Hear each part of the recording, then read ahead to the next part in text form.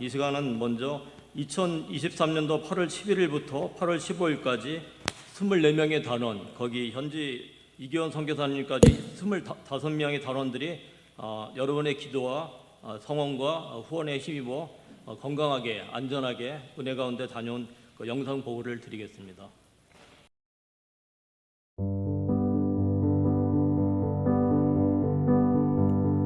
영락교회 이 남성교회는 2023년 8월 11일부터 8월 15일까지 캄보디아 포이페 선교지에서 사역을 진행하였습니다.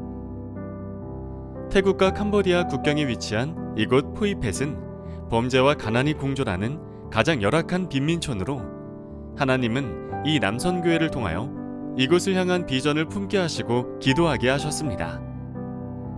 출발할 때부터 하나님은 생각지도 못한 방법으로 우리를 이끄셨습니다. 계획된 항공편을 결항시키면서 일정보다 3시간 빠르게 더 좋은 항공편 일정으로 바꿔주셨습니다. 선교 일정 중에는 매일같이 비가 오는 우기 기간 중에도 맑은 날씨를 허락하셨으며 가정에서 복음전도 사역할 때는 소나기가 내리다가 사역을 마치고 이동 중에는 비를 그치게 하시는 하나님, 모든 것을 다스리시는 하나님을 목도하게 하셨습니다. 이 남선교회는 이곳에서 이기원 선교사의 사역을 공유하며 지하수 정수 필터 파이프 라인 설치, 영락교회 제2남선교회와 제1남선교회 중구 용산 요구에서 보내주신 정수 필터 파이프 라인 가동하는 모습을 담아보겠습니다. 물을 씻는 거고요. 안에 있는 물을 이제 씻고 자동은 아닌데 그래도 작업하는 데는 크게 문제가 없어요. 이렇게 물을 다 받으면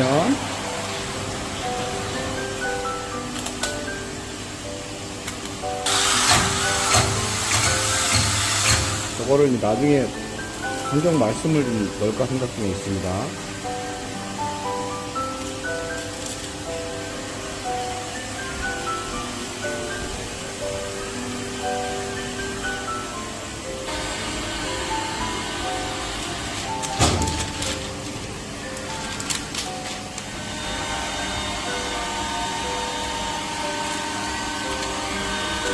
빵 나눌 때 아이들에게 빵과 물을 잘 정수된 생수로 아이들에게 빵과 물을 나눠주고 있습니다. 감사합니다.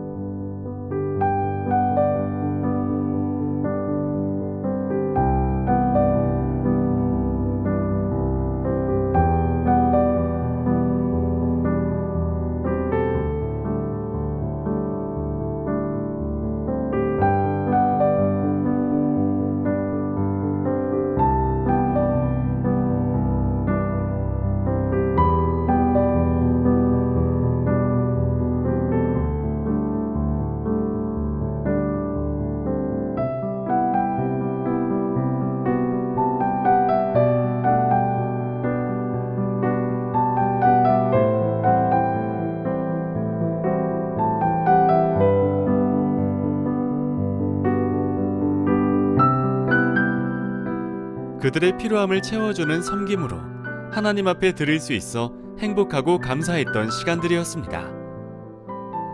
특히 깨끗한 물이 부족하여 질병으로 고통받는 선교지를 위해 지하수 정수 필터 파이프 배관을 설치하여 이제는 이곳 어려운 지역 주민을 위해 생수 판매도 할 수 있는 시설을 갖추게 되었습니다.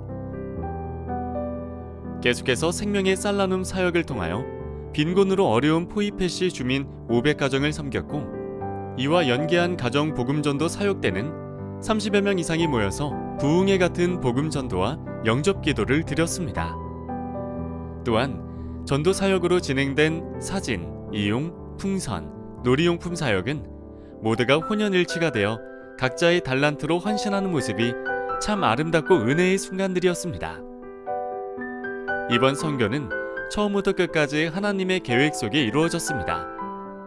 24명 단원이 영적으로 하나가 되게 하셨고 포이펫이 아이들을 사랑하는 마음으로 더위도 잊은 3박 5일 선교 기간은 하나님께서 주신 기쁨이었으며 성령님의 인도하심으로 하나님께서 다 하셨습니다라고 고백하는 은혜였습니다. 보내는 선교사로 기도와 후원으로 함께하여 주신 동역자와 24명 팀원들을 축복하며 모든 영광을 하나님께 올려드립니다.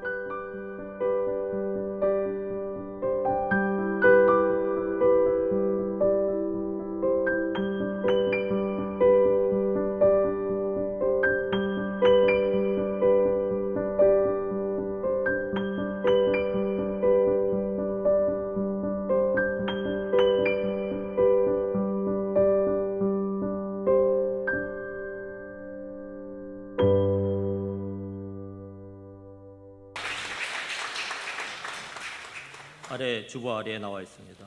다 같이 읽겠습니다. 그리스도께서 우리를 자유롭게 하려고 자유를 주셨으니 그러므로 굳건하게 서서 다시는 종의 멍에를 매지 말라. 예, 아멘. 이 시간 캄보디아 해외 선교팀의 특성이 있으므로 김은성 위임 목사님께서 나오셔서 자유하는 종이 되어라는 말씀으로 하반기 첫 번째 3인 3색 강의 중 그 첫 번째 강의를 해주시겠습니다. 많은 은혜 되시기 바랍니다.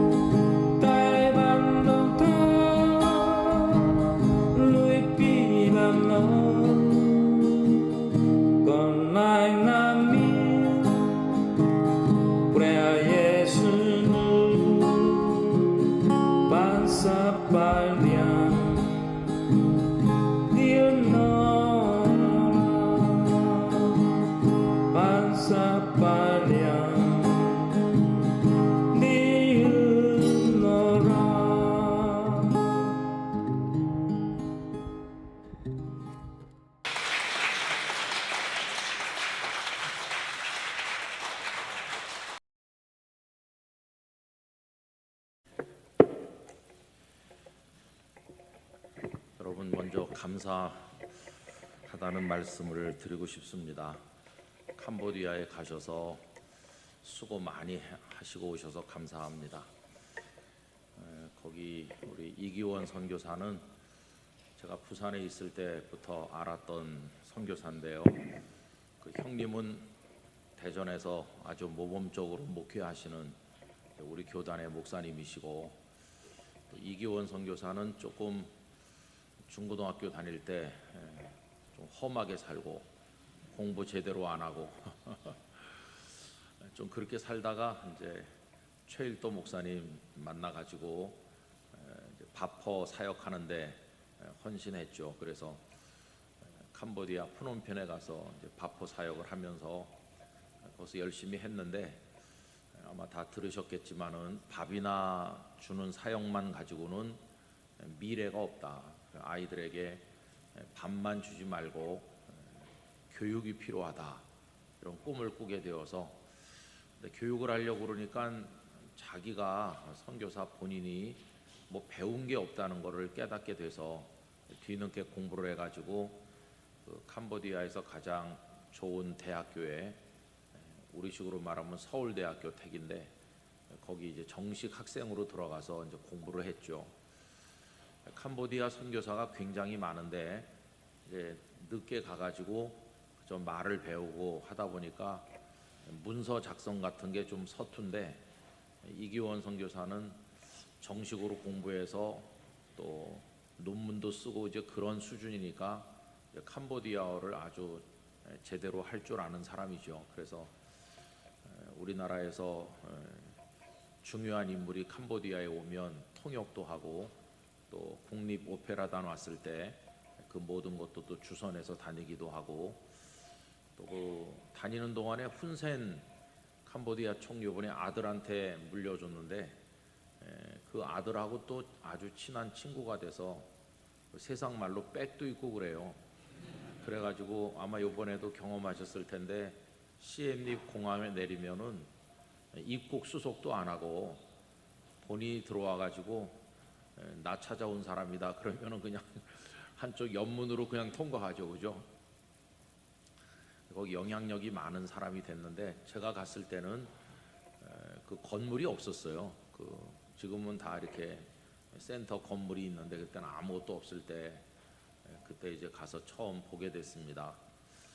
그래서 이기원 선교사님을 이제 여러 가지 교류를 많이 하게 됐고, 이제 그러다가 이제 서울에 이제 오고 난 다음에 그 이기원 선교사를 후원하던 여러 루트들이 이런저런 도와주던 교회 사정으로 많이 끊기게 되고 이제 좀 어려워졌어요. 이제 그런 와중에 또 우리 영락교회랑 연결이 돼서 협동 선교사가 되셨는데, 여러분 이번에 가셔서 이렇게 많이 애써 주셔서 감사합니다.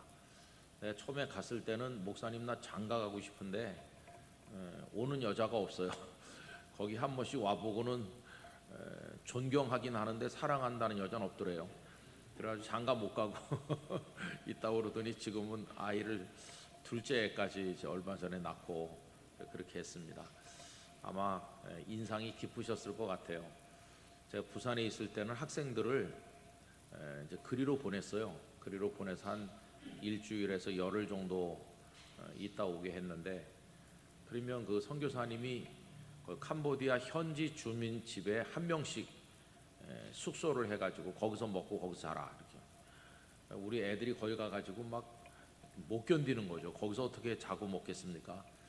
근데 하여튼 그런 훈련을 통해 가지고 자기가 얼마나 한국에서 행복한 환경 속에 있는지를 뼛속 깊이 배우고, 아이들이 많이 변해서 돌아오고 그런 걸 경험했었습니다. 이번에 이제 또 의료 선교부에서 그곳을 가시게 돼서 또 이번에 어느 때보다도 정말 역대 최고의 인원이 많이 가신다고 그래요. 그래서 아주 좋은 열매를 이제 맺게 되기를 간절히 바랍니다. 이번에 임원들이랑 동행하신 분들 다시 한번 감사의 말씀 드리고, 거기 또 정수기 설치도 해주셔서 정수시설 또 쌀도 많이 나눠주시고 정말 감사합니다. 내년에도 우리 이남성교회를 통해서 하나님 기뻐하시는 일이 열매가 계속되기를 저도 기도하겠습니다.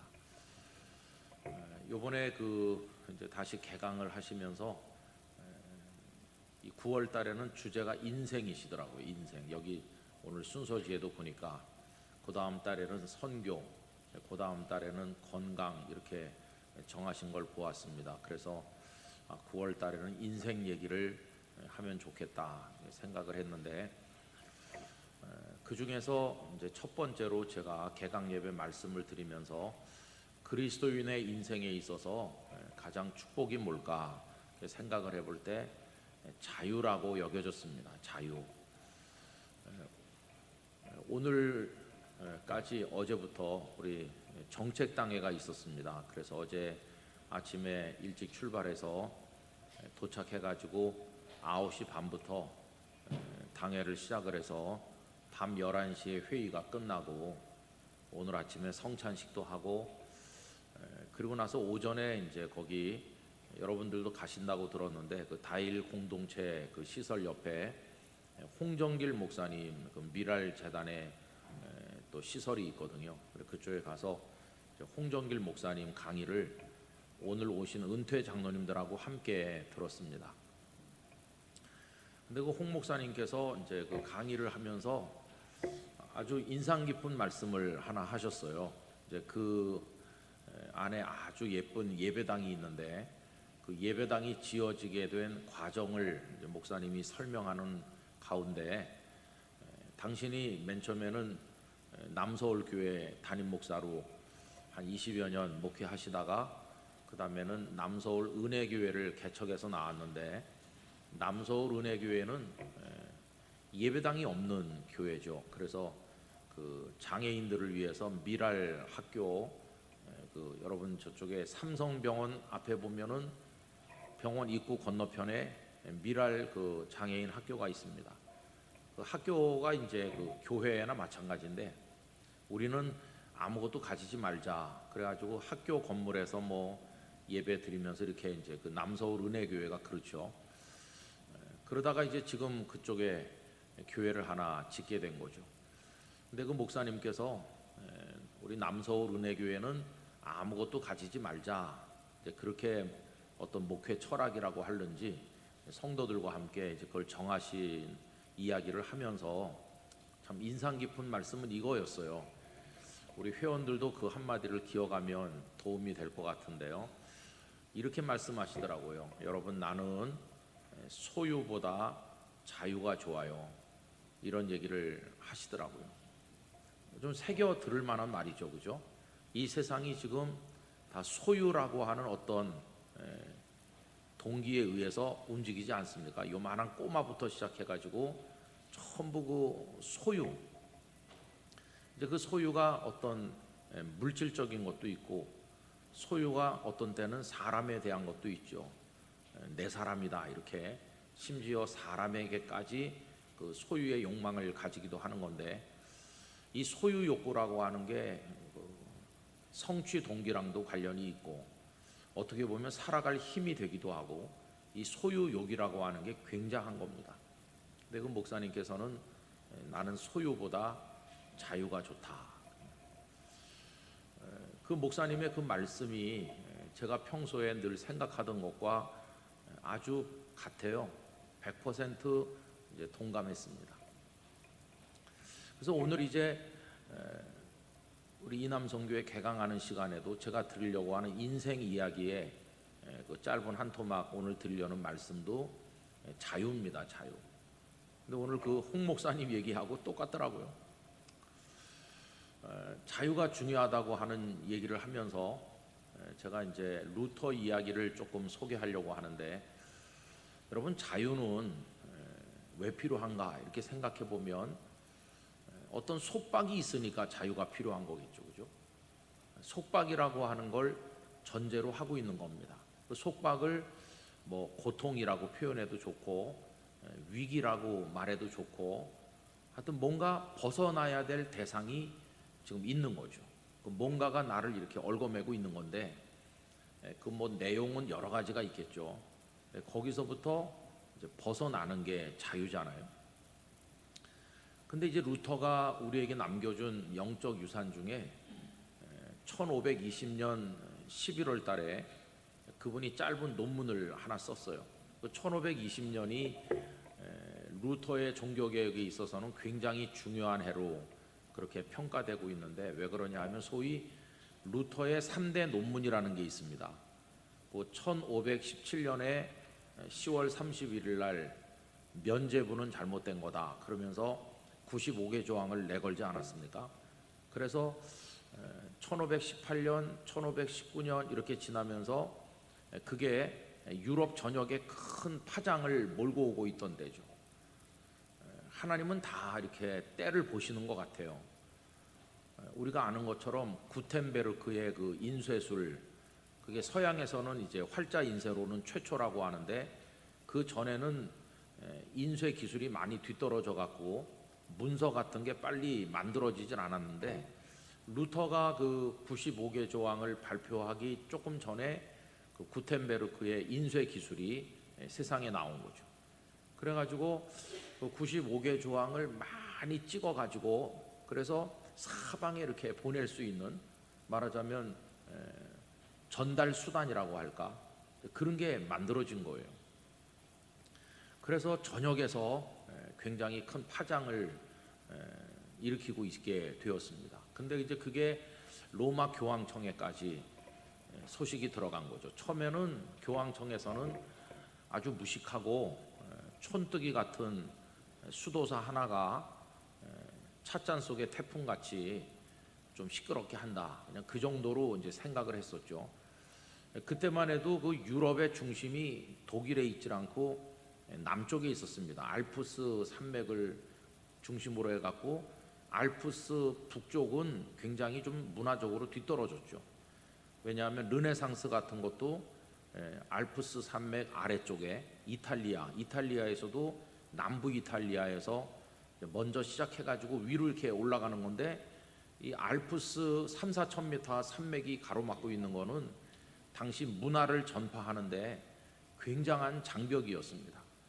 그래서 그 알프스 남쪽에서 알프스 북쪽으로 그 문화가 전달되는데 100년 걸린다 할 정도로 이게 더딘 때였는데, 그래서 그 루터가 살던 알프스 북쪽의 독일 지역, 거기가 굉장히 뒤떨어진 곳이에요, 여러 가지 면으로. 그러니까 교황청은 저 남쪽 이탈리아에 있는 거 아닙니까? 그러니까 그 독일 땅에서 어떤 수도사가 이상한 소리 한다, 이거는 아주 시골뜨기의 이상한 말처럼 들리는 거죠. 아마 예수님께서 계셨을 때 예루살렘의 대제사장들이 보면 저 북쪽 갈릴리 변방에 예수라는 시골뜨기가 뭐 이상한 말을 한다, 아마 그렇게 느낀 거랑 비슷할 것 같아요. 근데 어쨌든 이 인쇄술도 발전되고 이래가지고 이 파장이 굉장히 이제 커지게 되니까 이제 교황청에서 뭔가 조치를 이제 취하게 된 거죠. 조치라는 게 이제 불러서 이제 야단을 치자, 말하자면 그런 건데, 그게 이제 토론을 해보자 이렇게 나오는 거죠.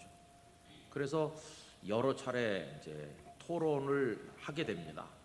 그 중에 가장 유명한 것이 이제 카제탄이라는 추기경이 와가지고 공개 석상에서 이제 루터랑 토론을 하죠.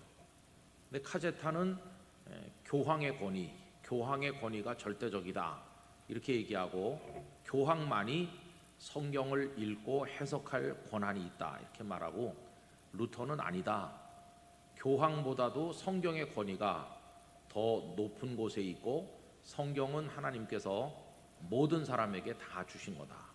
교황만 읽고 해석할 수 있는 게 아니라 모든 사람이 성경을 읽어야 되고 성경을 해석할 수 있어야 되고 성경에 따라서 믿어야 된다.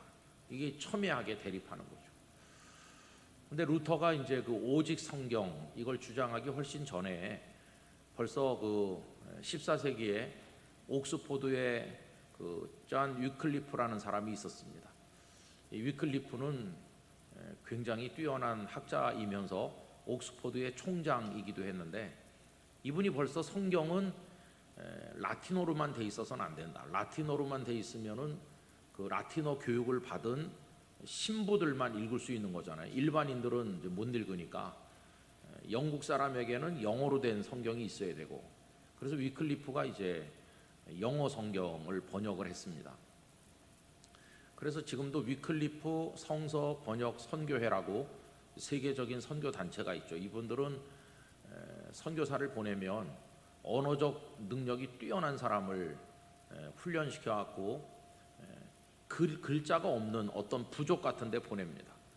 그러면 이 선교사가 들어가서 그들과 함께 살면서 그들의 말을 배우는 거죠. 근데 이 사람들은 미개해가지고 글자가 없잖아요. 말만 있고. 그럼 이제 들어가서 살면서 그들의 말을 배운 다음에 영어 알파벳을 이용해가지고 글자를 그들에게 가르치는 거죠. 그 글자를 가르쳐가지고 그 글자로 성경을 번역해가지고 이 사람들에게 읽을 수 있도록 교육을 시켜서 신약 성경 한 권이라도 그들의 손에 자기들의 말로 읽을 수 있도록 교육하는데 선교사 한 명이 몇십 년을 평생을 보내야 되는 거죠. 그게 이제 위클리프 성서 번역 선교회라고 지금도 이렇게 있습니다. 근데 그 위클리프 때부터 이제 성경을 모든 사람이 읽어야 된다는 게 강조되어 왔는데, 나중에 로마 교황청에서 그 위클리프를 이제 파문했죠. 파문하고 벌써 세상을 떠나서 장례까지 끝났는데 이 위클리프의 무덤을 파헤쳐 가지고 시신을 불태우는 그런 만행을 저질렀어요. 근데 하여튼 그 가르침이 그 오늘날의 체코 보헤미아 지방인데 거기에 얀 후스에게 연결되고, 그 얀 후스의 그런 이제 신앙의 전통이 루터에게까지 이제 연결이 된 거죠. 그래서 교황의 권위보다 성경이 더 절대적이다. 그래서 우리 개신교회는 오직 성경 이거를 붙들게 된 것이죠. 이래서 카제탄하고 루터하고 공개석상에서 이걸 했는데 합의점에 이르지 못했어요.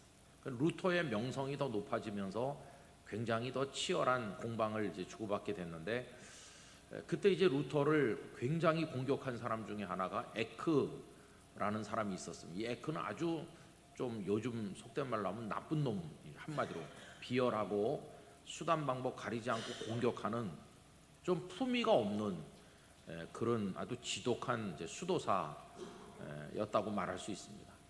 이 에크가 이제 교황청을 대표해 가지고 루터를 많이 공격해요. 근데 교황이 루터를 어떻게 설득도 하고 좀 이렇게 해보려고 많이 했는데 잘 안 되니까 1520년 봄에 루터를 파문하겠다 이렇게 공개적으로 위협합니다. 지금은 우리가 파문이라고 하는 거를 뭐 별거 아닌 것처럼 생각하지만은 여러분 그 파문은 참 무서운 거죠. 파문을 영어로 엑스커뮤니케이션이라고 합니다. 우리 커뮤니케이션 그러면은 의사소통하고 교제하고 뭐 이렇게 하는 거잖아요. 서로 사귀고 그런 거. 커뮤니티, 커뮤니온 이게 전부 다 사람과 사람 사이 이렇게 연결하고 사랑하고 교통하고 그런 건데, 그 앞에 X를 붙이면은 그 어떤 사귐의 공동체 거기에서 제외시킨다는 거거든요. 엑스 커뮤니케이션이 그게 파문이죠. 쫓아내는 거죠. 여러분 옛날 그 1세기 말에서 2세기에 로마 제국이 기독교를 많이 핍박할 때 그 로마에 있는 성도들 처음에는 교회가 하나였다고 생각합니다. 로마시 전체의 기독교인들의 공동체가 아마 하나였을 거예요. 몇 명 내지 몇십 명. 그러다가 이제 점점 많아지니까 한 군데서 모일 수가 없었겠죠. 그러니까 현실적 필요에 따라서 장소를 달리해 가지고 모였을 거 아닙니까? 그러니까 교회가 로마 안에도 여러 개가 존재하게 된 거죠. 근데 이제 그때 그분들의 우리랑 좀 다른 특징은 비록 함께 모일 수 없다는 공간적인 제약 때문에 우리가 따로 모이기는 하지만은 우리는 그리스도 안에서 하나다 하는 의식이, 그 유니티에 대한 의식이 굉장히 강했어요. 우리는 하나다 이렇게.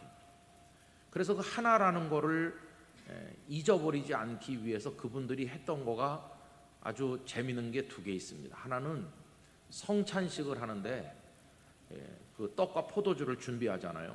떡과 포도주를 따로 준비하지 않고 한 군데서 다 준비해 가지고 나누는 겁니다. 그러니까 비록 서로 다른 장소에서 성찬을 하긴 하지만 우리는 지금 한 몸 또 한 피에서 먹고 마시는 거다. 그래서 한 군데서 만들어서 이렇게 다 분배했어요. 그러니까 이제 요즘 그런 식으로 하려고 그러면은 영락교회에서 엄청나게 많이 포도즙을 준비해 갖고 서울로회 안에 교회들한테 다 준다, 뭐 그런 식으로 하는 거라고 볼 수 있죠. 이제 그게 하나 있었고, 그 다음에 이제 또 하나는 기도하는 건데, 예배 때 이제 그 예배를 인도하는 요즘식으로 하는 목사가 이렇게 길다란 나무 조각에다가 이름을 많이 써갖고 그걸 고리에 꿰서 들고 나옵니다. 그래가지고 그걸 하나씩 넘기면서 거기 팻말에 써 있는 이름을 부르면서 기도하는 거죠. 근데 그 팻말에 써 있는 이름이 다른 교회 목회자의 이름이에요. 다른 교회 목회자 이름을 수십 개쯤 들고 나와가지고 그걸 넘기면서 기도하는 거예요. 그래서 비록 우리가 여기 몸으로 함께 있지 못하지만 우리는 다 하나다. 그러면서 다른 교회 목회자가 남이 아니라 우리 형제다. 그러면서 이렇게 합니다. 근데 파문은 뭐냐 하면은 그 고리에 꿰어 있는 이름 있는데 이렇게, 그래서 고리를 풀어 가지고 그 중에 이름 하나를 빼내는 거예요. 그래서 이 사람은 이단으로 넘어갔습니다. 그리고 그걸 버리는 거예요. 그게 이제 파문이었어요. 그게 그 성도의 교제로부터 축출해 가지고 버리는 거죠.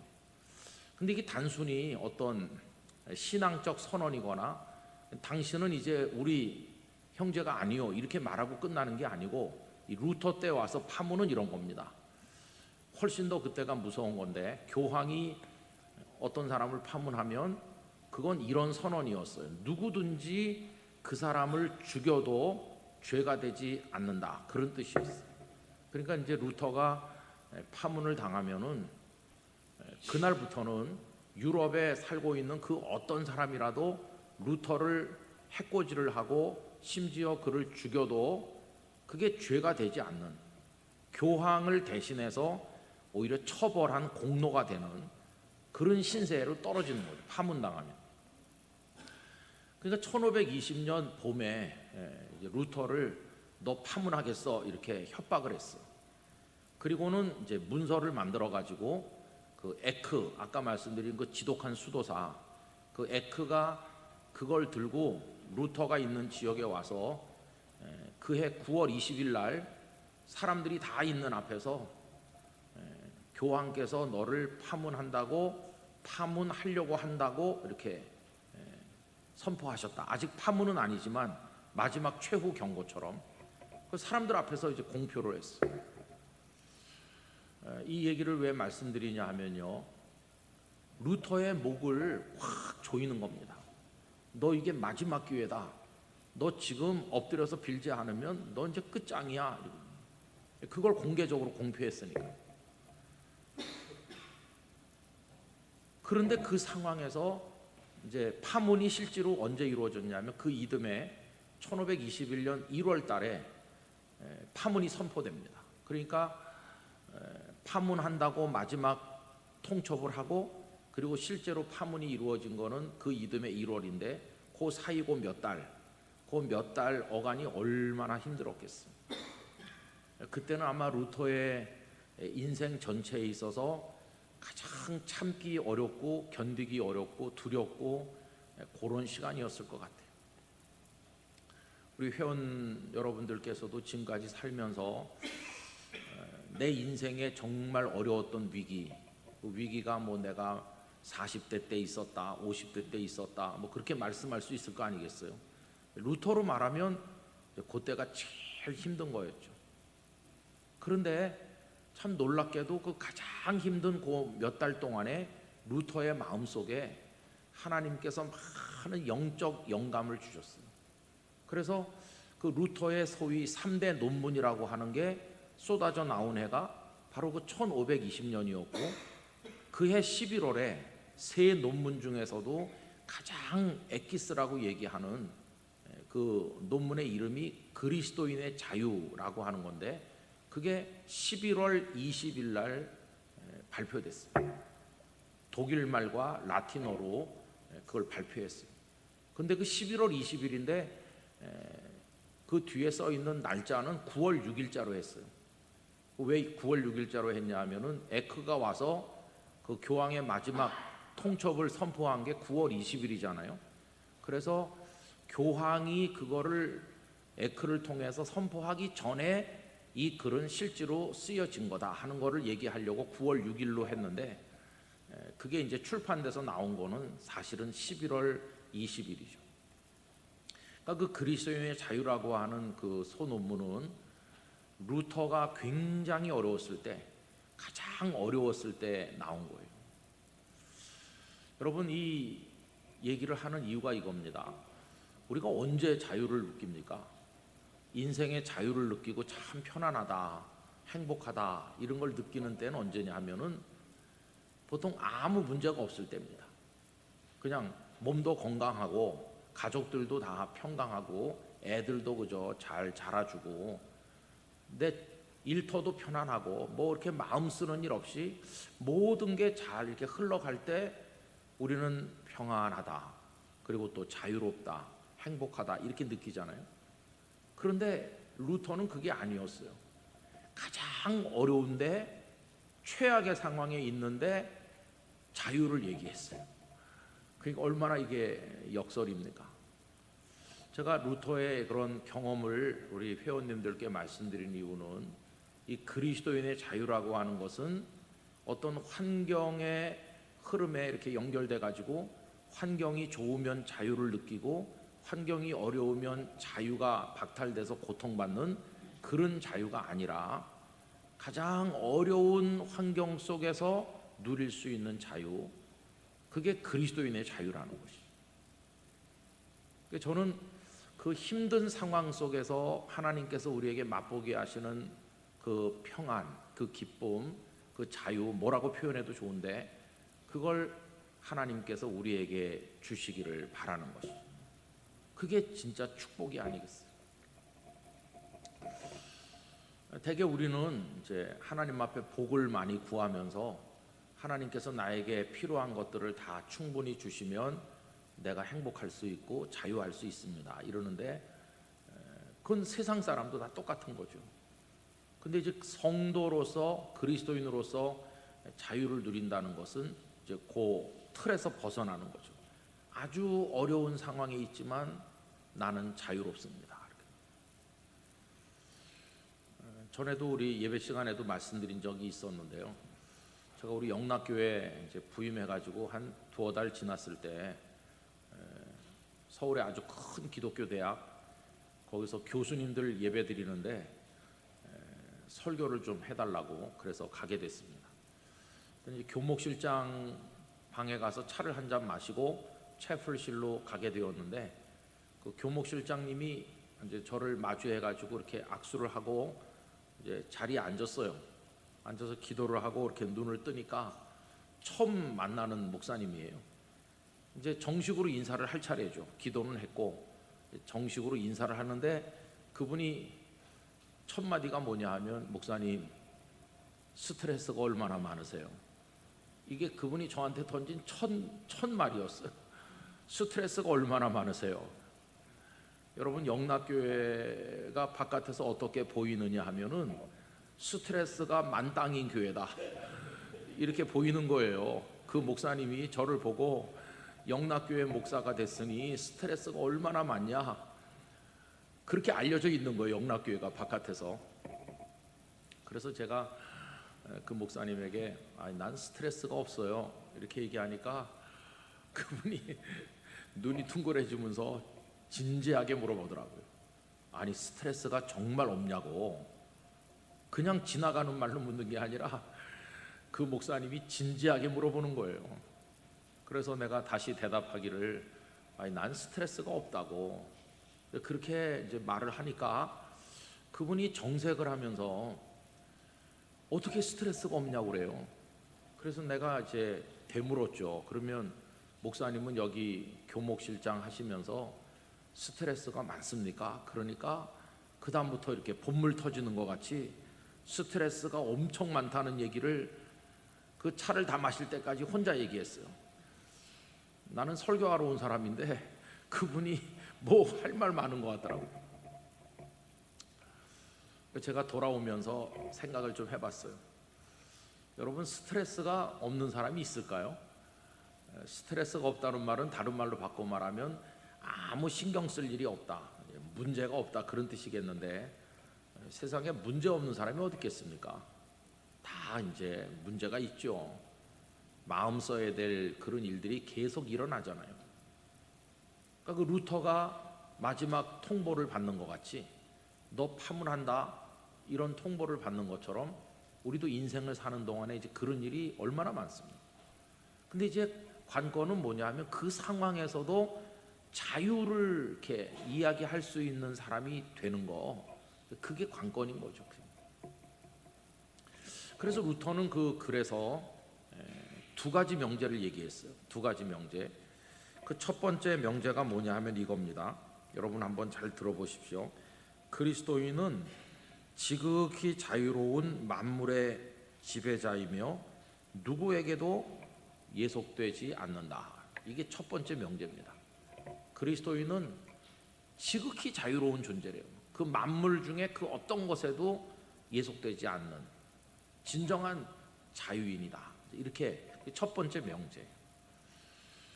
근데 우리 그리스도인들이라고 해서 아무데도 예속되지 않습니까? 너무나 많은 곳에 예속돼 있죠. 영적으로 말하면 우린 죄에게 예속된 종입니다. 죄 없는 사람은 없으니까요. 그 다음에 죄로 인해서 우리에겐 사망의 고통이 왔으니까 사망에게 또 예속돼 있고, 결국 우리는 멸망하는 존재니까 그 멸망의 왕인 사탄에게 예속돼 있는 거죠. 근데 이 루터는 아무에게도 예속되어 있지 않다. 그러면서 그게 그리스도인의 자유라고 얘기했어요. 그럼 여러분, 지금 이 명제를 우리 회원들의 신앙 고백으로 고백하실 수 있길 바라는 건데요. 우리 지금 많은 곳에 예속되어 있지만 예수 그리스도 안에서 누구에게도 예속되지 않는 축복이 있다. 이거를 우리 회원들이 마음으로 확신하실 수 있기를 바라는 거죠. 이게 신앙의 축복인 것입니다. 그러면서 루터는 쭉 설명하는데, 사방에 매여 있고 사방에 이렇게 끌려다니는 게 우리인데, 그럼에도 불구하고 무엇에도 매여 있지 않은 자유인이라고 말할 수 있는 이유가 뭐냐, 어떻게 그렇게 할 수 있냐 하면은 아주 역설적으로 얘기합니다. 가장 깊이 매임으로, 가장 더 강하게 예속됨으로써 자유를 얻는데요. 더 결박을 심하게 당함으로써 자유를 얻는다. 이거는 좀 역설 아닙니까? 근데 그 얘기는 아주 간단한 거예요. 어떻게 매이면 매일수록 자유를 얻을 수 있냐? 근데 문제는 루터가 이렇게 말해요. 누구한테 매이느냐가 관건이라는 거죠. 나를 죽이려고 하고 나를 고통스럽게 하는 원수에게 결박당하면 그거는 말할 수 없는 고통이지만, 어린 아이를 어머니가 품 안에 안고 있는 거, 어머니가 이렇게 꼭 껴안고 있는 거, 그럼 그 아이가 그 속에서 속박을 느끼냐? 그 어린 아이가 엄마의 팔에 안겨서 가슴에 안겨 있을 때 그 아이가 거기서 막 고통을 느끼냐? 그게 아니라는 거예요. 오히려 좀 더 꼭 안아줘, 엄마. 더 꼭 안아주세요. 이렇게 하면서 엄마가 더 꼭 안아줄수록 그 아기는 그 속에서 자유를 누린다는 거예요. 행복하고. 그래서 루터가 거기서 얘기하는 것은 더 강하게 결박될수록 자유롭다. 그리고 누구한테 결박될 것인가? 그 예수 그리스도에게 결박돼요. 예수 그리스도의 품에 빠져나갈 수 없도록 그분의 사랑의 손이 우리를 꽉 붙들고 그 강력한 은혜의 팔 안에 우리를 꽉 안아줄수록, 그래서 꼼짝 못하도록 우리를 가슴에 안을수록 우리가 그 안에서 자유를 누리는 거다. 결국 예수님과 우리가 이렇게 느슨한 관계로 내 마음대로 이렇게 할 수 있는 게 아니라, 그분이 우리를 하도 꽉 붙들고 있어가지고 어떻게 해볼 수 없는 정도로 그분께 연결되는 거, 그렇게 돼야 자유가 있는 거다. 근데 그분이 그거를, 그 상태를 아주 평범한 말로 설명해요. 그 평범한 말이 예수 그리스도를 믿어야 된다 이렇게 말해요. 그러니까 우리가 루터가 보통 믿음으로 의롭게 되는 원리에 관해서 이신칭의의 원리에 관해서 많이 얘기했다고 알고 있잖아요. 오직 믿음 이런 거 우리 알고 있습니다. 근데 그 오직 믿음으로 의롭게 된다고 하는 그 기초적인 그 원리를 루터는 그리스도의 품 안에 꼼짝 못하게 묶이는 거라고 얘기해요. 그러니까 우리가 이제 주일날 또 평소에 기도할 때 주님, 제가 주님을 믿습니다. 이렇게 고백하잖아요. 그러면 그 루터의 말로 바꾸면은 주님 저를 결박해 주세요. 더 세게, 더 강하게. 그런 말이 되는 거죠. 그리스도께 묶인 존재 이런 거. 그러니까 우리가 이제 주님을 믿는다고 말하는 걸 우리 회원님도 어떻게 생각하십니까? 나는 주를 믿는다, 예수님을 믿는다 하는 말은 그분께 꽉 묶여서 그분이 내 곁에 안 계신 순간이 없고 모든 의사결정과 모든 삶의 순간에 그분이 나를 이렇게 끌고 다니시는 그게 믿음이라고 얘기했어요.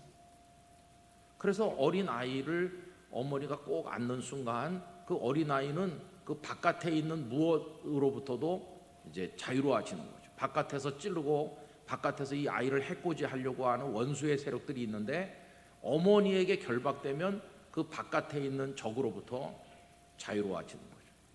보호받는 거죠. 그래서 예수 그리스도에게 깊이 연결되면 연결될수록 더 이상 죄라고 하는 원수가 우리를 찌를 수 없다. 그래서 죄로부터 용서받는 거다. 그리스도에게 결박될수록 사망의 고통이 우리를 건드릴 수 없다. 왜냐하면 그리스도 안에 생명이 있으니까. 그리고 그리스도 안에 안겨 있으면 사탄이 더 이상 우리를 공격할 수 없다. 이제 하나님의 자녀가 됐기 때문에. 그래서 이제 그 아까 말씀드린 첫 번째 명제, 우리 성도들은 그 어떤 만물에도 예속되지 않는 자유인이라고 하는 그 명제 속에서 칭의를 얘기하는 거죠. 그분께 결박되면, 다시 말하면 그분을 믿으면 그 무엇에도 매이지 않고 완전히 자유로운, 그래서 의롭다고 인정받고 어머니가 그 아기를 이렇게 토닥거리면서 넌 내 새끼야 이렇게 하듯이 우리가 하나님의 어린 자녀로 사랑받고 구원받는 성도가 되는 거다. 칭의의 축복을 그렇게 설명했어요. 여러분 그 어떤 분의 책에서 요 얘기를 이렇게 설명하는 걸 들었는데 그 시편 8편에 보면 사람이 무엇이간데 주께서 저를 생각하시며 이렇게 나오잖아요. 여러분 사람이 뭡니까? 사람이 흙으로 빚었습니다. 아담과 하와를 이제 만드시는 그 처음에 창조에게 보면은 흙으로 빚어가지고 그 속에 생기를 불어넣었다. 근데 흙덩어리죠. 흙덩어리 속에 하나님의 영, 하나님의 영이 들어와 계신 거죠. 그래서 이제 어떤 신학자가 우리 사람의 존재를 설명하면서 흙 속에 담긴 영광이라고 표현했어요. 여러분 우리는 흙 속에 담긴 영광을 누리는 사람이죠. 우리 각자는 다 흙덩어리와 같은데 우리 안에 흙의 영광이 있는 게 아니라 하나님의 영광이 깃들어 있어서, 그래서 자격 없지만 굉장한 존재로 인정받고 사랑받으면서 살고 있다. 이게 이제 우리 성도의 긍지입니다. 비록 내가 가정에 어려운 일이 있고 뭐 여러 가지 힘든 인생의 과정을 겪고 있다고 할지라도 하나님 앞에 섰을 때 하나님, 저는 흙 같은 존재지만 제 존재 안에 하나님의 영광이 있는 줄 믿습니다. 하나님의 영광이 내 안에 들어 있습니다. 그래서 그 하나님이 나를 품에 안아주시고 하나님께 연결돼서 이제는 나를 공격하는 그 어떤 사탄의 세력도 나를 속박할 수 없습니다. 루터가 그거를 쓰면서 고백하는 거죠. 교황 당신이 아무리 나를 파문하겠다고 엄포를 놓아도 당신의 창끝이 나를 찌를 수 없다. 왜 그러냐 하면은 예수 그리스도 안에 내가 결박돼서 예수 그리스도와 뗄래야 뗄 수 없도록 그분의 품 안에 있기 때문에 당신이 나를 어떻게 할 수 없다. 나는 당신으로부터 완벽하게 자유하다. 그래서 그리스도인의 자유를 이제 거기서 얘기하는 거죠. 여러분 예수님을 믿으면서 받는 큰 축복 중에 축복이 그거라고 생각합니다. 그래서 아까 그 홍정길 목사님이 나는 소유보다 자유가 좋다 이렇게 말한다고 그랬는데요. 저도 이제 뭘 잘 모를 때 소유가 축복이다 이렇게 생각했어요. 소유가 축복이다. 근데 그 소유가 단지 뭐 물질적 소유를 말하는 게 아니라 소위 성공하는 거죠, 성공. 그래서 목사로 말하면 목회에 성공하는 게 그게 축복인 줄 알았어요. 그래서 뭐 한국교회 목회 성공은 사람을 많이 이렇게 모으는 거, 그래서 교회가 커지는 거, 뭐 그런 것들 다 얘기하잖아요. 그래서 그런 이상한 조건들로 이제 목사를 평가하고 이렇게 하는데 그런 거에 저를 집어넣고 살았어요. 나도 그래야 되겠다. 그래서 그걸 위해 기도도 하고 하나님 저도 뭐 목회 성공하게 해주세요. 제가 목회하는 교회에 사람이 좀 많이 오게 해주세요. 뭐 그런 기도도 했고요. 제가 갔을 때 부임했을 때 그 교회는 자그마한 교회였습니다. 예배당이 140평 땅에 딱 140평 땅에 지어가지고 그냥 뭐 마당이 한 평도 없어요. 문 열문 길. 자동차 있는 사람들은 참 곤란하죠. 그러니까 차 댈 수 있는 데가 단 한 대도 될 데가 없으니까. 교회 차도 없었어요. 교회 차도 없고 이제 목사가 어디 신방 갈 일이 혹시 있으면은 그 성도들이 얼마나 가난한지 제가 갔을 때 그 교인들 중에 차가 있는 사람이 딱 3명 있었습니다. 3명.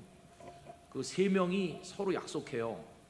목사님이 요번에 무슨 요일 어디 간다는데 요번 주엔 네가 나와라. 다음 주엔 내가 나올게. 이런 식으로 차 있는 3분이 당번을 정해갖고 아침에 교회로 와요. 그럼 이제 그분이 저를 태워가지고 교회 차가 없으니까 그렇게 했어요. 그러다가 이제 어떤 분이 이제 무슨 계기가 있어가지고 그 옛날 봉고라고 하는 거 있습니다. 봉고. 스타렉스 없을 때 봉고를 한 대 교회에다 기증했는데 또 운전 좀 한다는 장로님이 그 운전 자랑하다가 논두렁에 또 이렇게 완전히 전복해가지고 그런 일도 있고 그랬는데 그때는 뭐 다 가난하고 이제 사람도 많지 않고 이제 그런 곳이었어요. 근데 이제 그때 기도하는 거죠. 하나님 저도 좀 소유하게 해주세요. 이런 식으로 성공하게 해주세요. 근데 시간이 쭉 지나면서 그런 게 좀 이루어지는 것 같았어요. 왜냐하면은 재정도 성장하고 사람도 성장했는데 예산이 1년에 20%씩 늘어났어요. 그러니까 막 굉장히 빠른 속도로 늘어났어요. 처음에는 뭐 아주 작은 규모였는데 여러 해 몇 해 지나고 나니까 그 부산로의 많은 교회들 중에서 우리 교회 재정이 저 위에서부터 따져야 될 만큼 규모가 커지고 다른 교회는 조금 느는데 우리는 뭐 10%, 15%, 20%씩 느니까 나중에는 우리 교회 재정이 제일 풍성해지는 그렇게 많이 늘었어요. 그래서 이제 그게 성공하는 것 같이 보이기도 하고 소유하는 것처럼 보이기도 했죠. 근데 그 홍정길 목사님의 그 얘기에 도달하지 못한 것이요. 소유보다 자유가 좋아요. 그걸 잘 몰랐어요. 소유하면 성공하는 건 줄 알았죠. 근데 그 소유가 속박이라는 걸 모르는 거예요. 그 소유가 얼마나 큰 속박인지. 자유를 가져다 주는 게 아니라 성공이 오히려 속박이다. 그래서 주께서 주시는 자유에 도달하지 못하고 그 성공이라는 올무에 결박당해 가지고 더 고통스럽다는 것을 잘 알지 못했어요. 이제 루터가 그 얘기를 하면서요, 이제 그 교황청의 사람들을 공격하는 겁니다. 당신들이 뭐 고행을 해야 된다, 금식을 해야 된다. 그 당시 수도사들이 무릎으로 계단을 기어 올라가고 뭐 금식을 하고 공로를 쌓아야 하나님 앞에 설 수 있다 이런 식으로 하면서 면죄부를 사라 이런 식으로 했잖아요. 그런 게 전부 다 당신들을 속박하는 거다.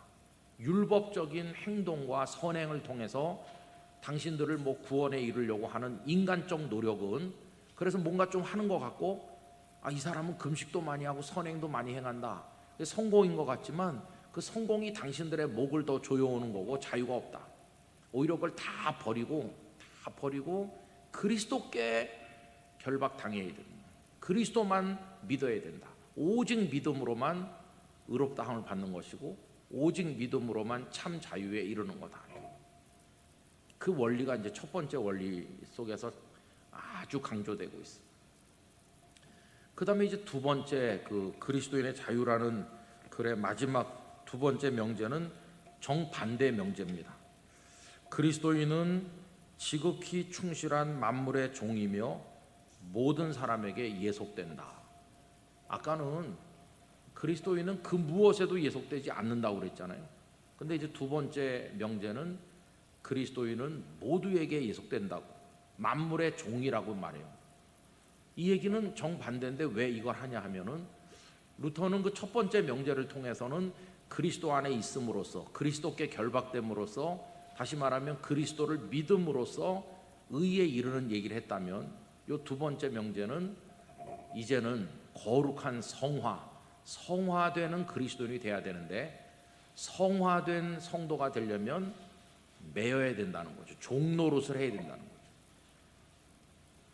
그래서 이제 자유인이 됐잖아요. 자유인이 됐는데 무슨 또 종이 되냐 이렇게 하면은, 종이 되긴 종이 되는데 억지로 되는 게 아니라 기쁨으로 되는 거다. 그럼 누구의 종이 되냐 할 때 루터는 1차적으로 그리스도께 종이 되라 이렇게 말하죠. 그러면서 예수 그리스도께서 우리의 종이 되셨다고 말해요. 예수 그리스도께서 십자가를 지시고 죽으신 것은 이 세상에 내려오셔서 마치 종처럼 자기를 낮추신 것이고 죽기까지 복종하신 건데, 그분이 왜 그렇게 하셨나? 우리를 사랑하기 때문에 종이 되시지 않았냐? 그러니까 그리스도인들의 삶이 성화된 거룩한 성도의 삶이 되려면 우리도 그리스도께 종이 되어야 된다. 주님, 저는 주님의 종입니다. 이거를 제일 많이 한 사람이 바울 사도죠. 그리스도의 종이라고 편지에다 계속 쓰고 있잖아요.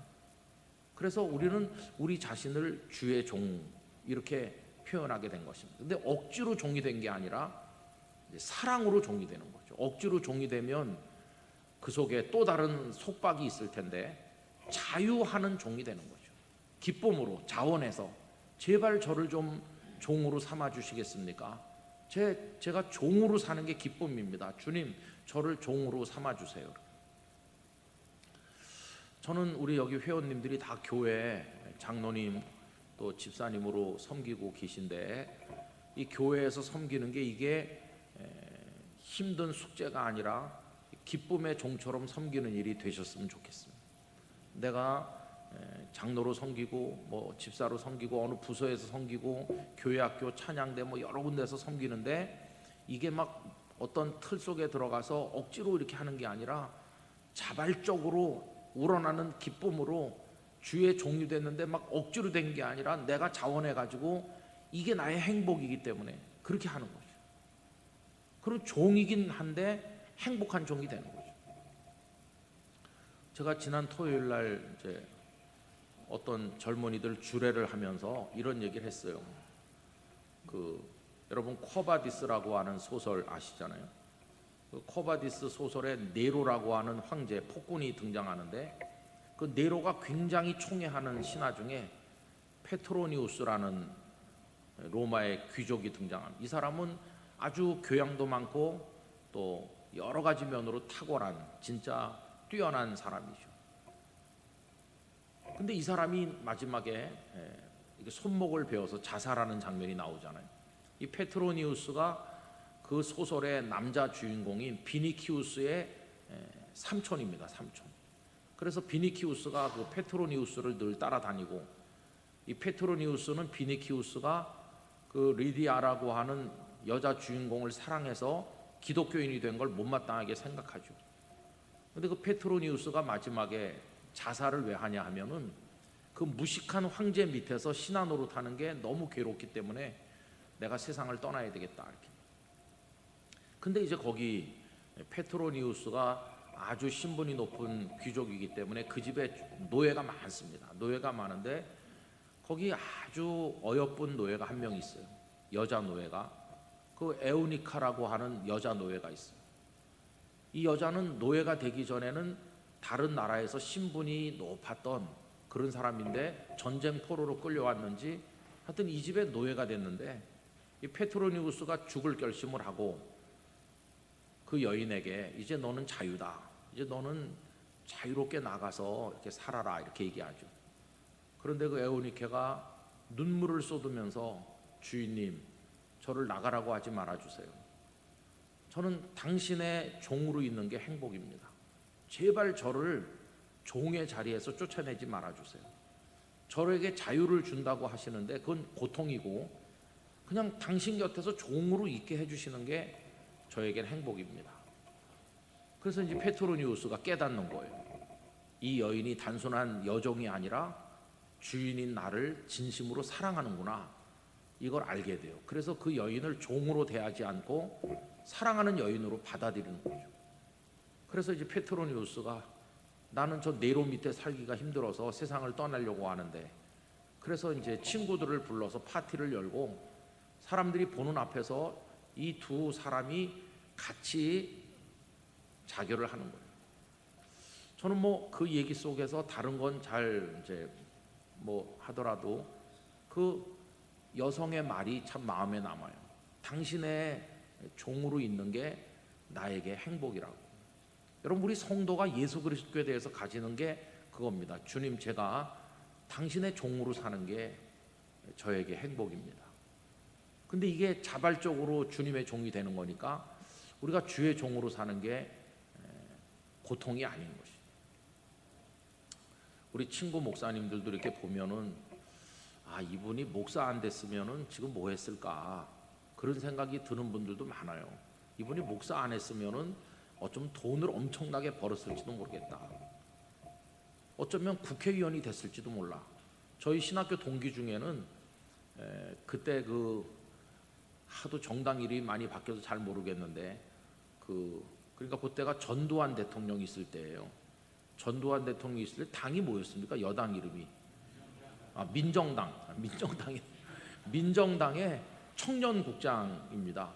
민정당 중앙당의 청년국장이면은 그 상당히 이제 괜찮은 자리고, 그 다음번에 국회의원 하나 정도는 뭐 얼마든지 할 수 있는 사람인데, 이분이 어느 날 이제 하나님의 은혜를 받은 거죠. 그래서 신학생이 됐어요. 우리 동기로 입학을 했어요.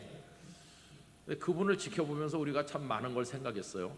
왜냐하면은 신대원에 입학해가지고 수업 받으러 오는데 아주 굉장히 좋은 까만 승용차를 기사가 운전해가지고, 그래가지고 그 뒷자리에 떡 앉아가지고 학교에 들어오는 거예요. 그래가지고 이제 수업 받으러 우리 옆에 와서 앉는 겁니다. 그래서 우리가 속으로 무슨 목사 될 사람이 저게 뭐야, 처음에 그렇게 생각했어요. 그랬더니 나중에 내가 민정당 청년국장이라고 그러면서 뭐 마음 명함도 돌리고 그래요. 그래서 이제 직구준 신학생들은 그럼 당사에 가야지 왜 학교 왔냐, 이제 이런 식으로 하고 그랬어요. 근데 이제 하나님께서 그분을 이렇게 옮기는 거죠. 이 정치의 세계로부터 주님께로 이렇게 옮기시더라고. 한 6개월 지나니까 이제 더 이상 차를 안 타고 오게 됐어요. 그 다음에 이제 매일같이 양복을 입고 왔는데 몇 달 지나고 나니까 그때는 그냥 아주 편한 복장으로 오게 됐어요. 그러더니 또 이제 얼마 지나고 나니까 자기가 정식으로 정치에 발을 끊었다.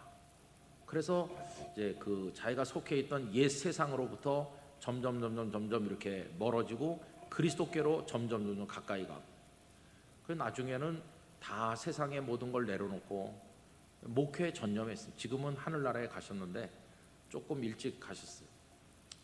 우리는 그분을 어떤 산 모델 같이 생각했습니다. 그래서 매여 있던 곳에서 이제 그리스도께로 매이는 거죠. 그리고 그리스도께로 매인 이후에 속박의 고통 속에 사느냐, 그게 아니라 그리스도께 매인 사람이 누리는 진정한 자유, 그 자유 속에서 행복하다. 그래서 루터는 그 두 번째 모두에게 매여 있는 종이다, 그걸 통해 가지고 성화의 삶을 살아가는 원리를 얘기했어요. 여러분, 그 드라마 허준에 보면은 그 허준이 굉장히 낙심도 많이 하고 주저앉을 때가 있습니다. 근데 이제 거기 스승이 이렇게 말하죠. 이놈아, 의원은 환자를 통해서 사는 거지 출세를 통해서 사는 게 아니라.